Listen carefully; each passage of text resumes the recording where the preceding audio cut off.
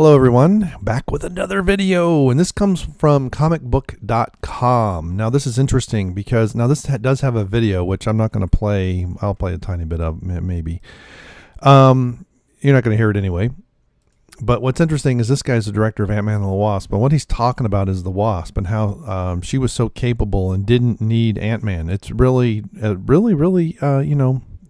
pro-woman, anti-male. But let's skip on to what we have actually going on.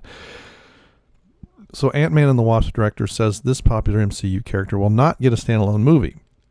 And I've not seen either Ant-Man and the Wasp or Ant-Man movie.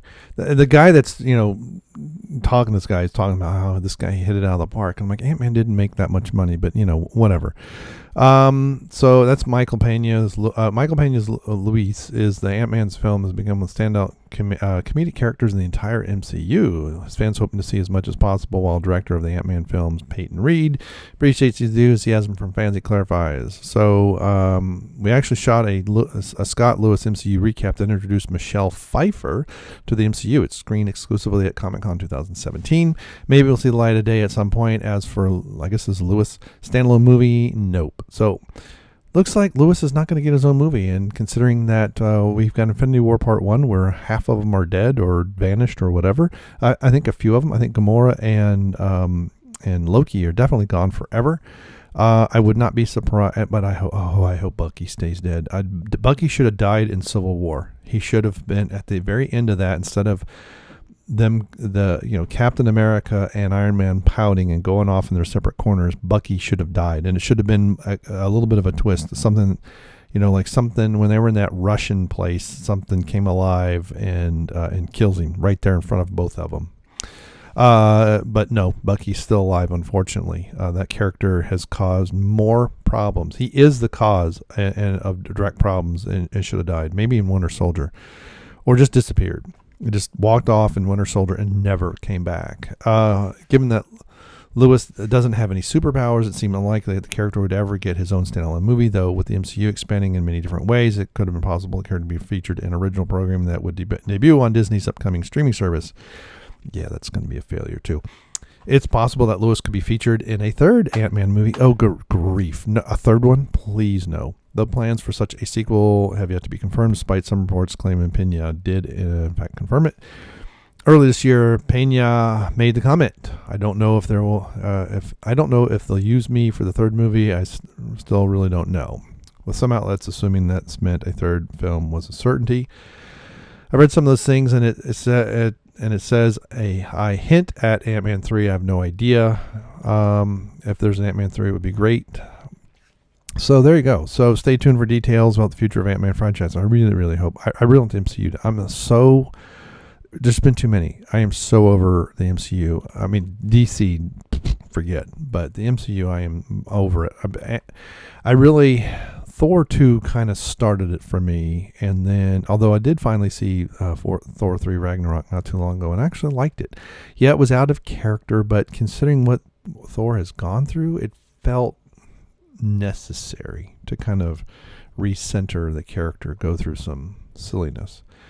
So this is other upcoming MCU Marvel, March 8th, 2019, followed by Avengers 4, Spider-Man Far From Home. Oh, good God. No, I would not like to see Lewis get a standalone. Not every freaking character needs a standalone movie. I've heard some rumors about a Black Widow standalone movie. Now that's interesting. So the person asked this question, but then there's no comment section. No, I don't want to see a standalone movie at all. I'm over it. Okay, let's wrap up the MCU. I actually think it should end. I think with Thanos doing it should just end, and there shouldn't be a part 2 for Infinity War. We just end it. But there's way too much money on the line, so they have to figure out a way. Most likely, I would say most of the characters are going to survive, but some of them may not continue. So what we may get is Tony Stark passing off Iron Man to someone else. We may have Hulk may be completely gone, and which would wrap up that storyline. I don't know if there can be another Captain America There may be, maybe that's one of the things Tony does is he redoes his dad's research or comes across some stuff and feels necessary to create a new Captain America. Ant-Man, I just wish would just get squashed. And then, yeah, I think we could just kind of what they've done in the comic. I mean, they've been at it 10 years. Everybody's getting kind of old. Well, not everybody. Maybe we have something where Hawkeye and Black Widow are kind of the leading characters, and so as opposed to the sideshows, and you just or bring in other characters. Maybe we get a Fantastic Four. We get something that kind of helps continue the MCU. I don't know, but I know they're talking about bringing in X-Men possibly, or at least some of them, or something like that. I don't know, but no, this we don't need another standalone movie. I mean, what would this be? A standalone movie? Would it be a prequel? Would it be a post? Although one nice thing about this is you could do it with a little bit different take, and which is kind of what they did with Thor. It was more a comedy, action comedy. So this character might be better for that, or do you have to do a caper of some sort where he has to steal something, almost like a Mission Impossible style movie?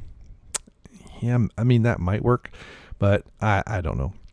But Disney and Marvel are going to milk the MCU for all it's worth and then some. It's going to take several failures before they say, "Hey, let's take a 2-3 year break." Even if Captain Marvel does decent. It is one of the lowest budgets, so really it all probably only has to pull in about $700 million to be considered decent. This is the thing with the Ant-Man movies; they don't pull in that much money, but they also don't cost that much. They're usually 150 to 160 million. You figure at least that for budget, so let's just double it. So 300 million. And then that first few weekends in the theaters, if they get 500 to 600 mil, they're going to get about 75 to 80% of that take. And so they'll actually make a little bit of money. Worldwide tend to get about half. So if there's, another 300-400 mil on top of that, you're not making a lot of money. Ant-Man and the Wasp, Ant-Man movies have not made a lot of money, but they have not lost money. So, and they're relatively inexpensive. There's enough in the profits to make the next one. So they're kind of self-perpetuating, but they're not huge profits, but they are profits. So now so what do you think? Would you want to see Luis in a Ant-Man movie on his own? What kind of movie would you want to see? If so, what kind of, a caper movie, a crime movie, just a comedy? All right. Well, let me know in the comments below and see you later. Bye.